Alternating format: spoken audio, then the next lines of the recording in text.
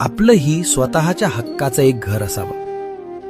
हे एकच स्वप्न उराशी बाळगून तू जो रोजचा संघर्ष करतोयस ना, दर महिन्याला घरभाडं देताना किंवा जागेच्या किमती बघताना तुला अनेकदा वाटतं की माझं स्वतःचं घर कधी होणार.